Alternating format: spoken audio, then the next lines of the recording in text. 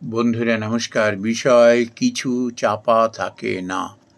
বন্ধুরা, আমরা ভাবি যে গোপনে তো করে গেলাম, এটা ঠিক চাপা পড়ে যাবে।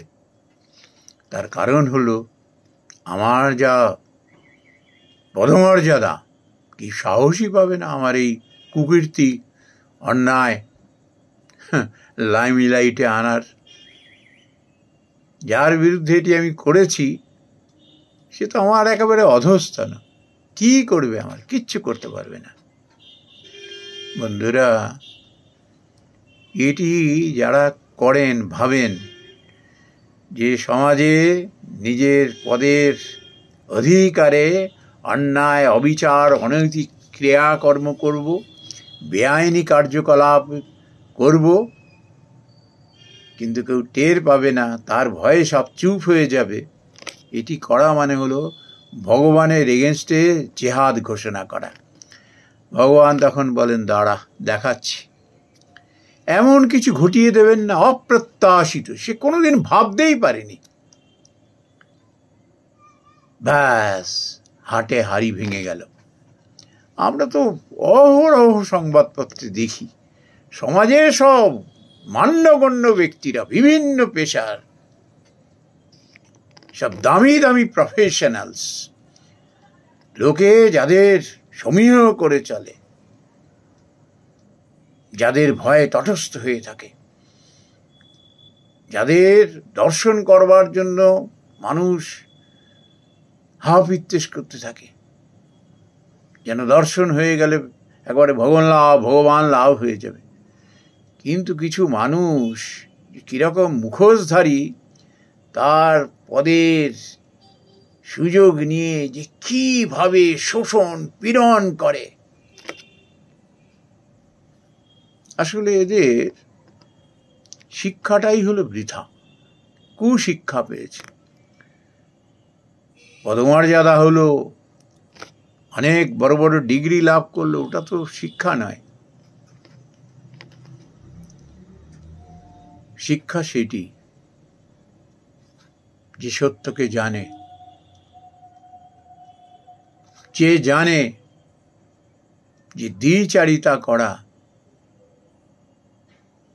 পাপ, যে জানে দুর্বলের উপর অত্যাচার করা মহাপাপ, যে জানে অজ্ঞ সাদাসিধে মানুষের উপরে পীড়ন করা মহাপাপ, সে জানে কখনো ভাবের ঘরে চুরি করতে নেই। সে জানে ভগবান কিন্তু দেখছেন।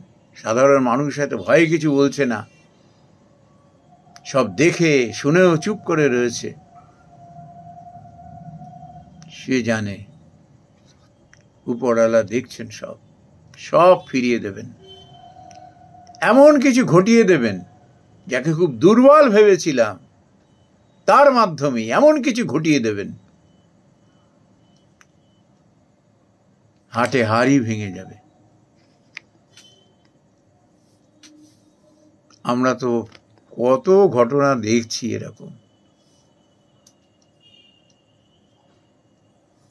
মানুষ যখনই কুশিক্ষা পায় না, যখন সে এমন একটা বংশ থেকে উদ্ভূত হয়েছে যে বংশের পাপ তার গায়ে লেগে গেছে,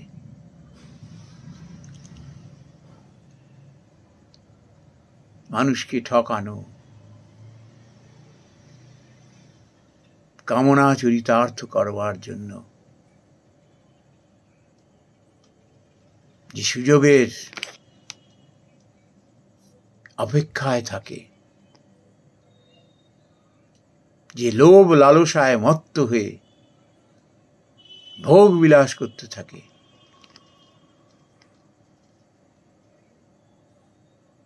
এগুলো করা মানে হলো ভগবানের এগেনস্টে এই কাজগুলো করা। সে রেহাই পাবে না। আজ না কাল সে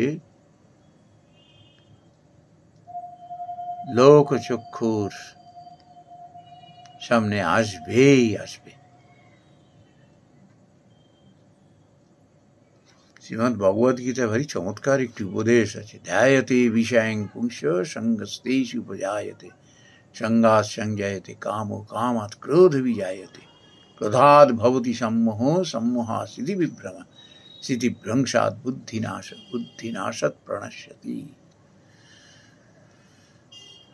যত বড়ই ডিগ্রি হোক না কেন, যত বড়ই পদাধিকারী হোক না কেন, ইন্দ্রিয়কে সে যদি সংযত না করতে শেখে,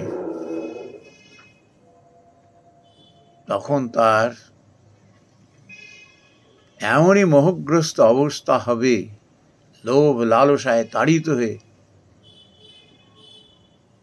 তার বুদ্ধি বিবেচনা সব কিছু চলে যাবে। সে একের পর এক অন্যায় করে যাচ্ছে এবং এটা কোনো না কোনো দিন ফাঁস হয়ে যেতে পারে, সেই বোধও তার থাকবে না। মানুষকে ঠকিয়ে, মানুষকে পীড়ন করে ভোগ বিলাসের মধ্যে সে ডুবে থাকতে চায়, মোহগ্রস্ত হয়ে বিপদগামী হয়ে পড়ে, তার মধ্যে বিপরীত বুদ্ধি এসে যায়, শেষমেশ তার প্রাণ সংশয়, মান সম্মান তো সব যাই যায়, প্রাণ সংশয় হয়ে দাঁড়ায়। আর ভগবানের দরবারে তার তো বিচার আছেই, ইহলোক পরলোক কোথাও সে রেহাই পাবে না। কিন্তু বুদ্ধিমান বিচক্ষণ মানুষ, সুশিক্ষিত মানুষ জানেন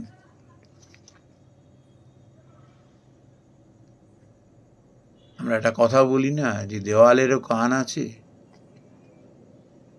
সে বিশ্বাস করেন মানুষ হয়তো নাই বা বুঝলো, হয়তো ভয়ে চুপ করে রইল, স্বার্থে চুপ করে রইল, কিছু বলল না, চোখ বুজে রইল, কান বন্ধ করে রইল, মুখ হয়ে থাকলো, কিন্তু সে বিশ্বাস করে এদের তো ফাঁকি দিলাম, কিন্তু ভগবান তো সব দেখলেন, তাকে কি করে ফাঁকি দেব। এই জন্য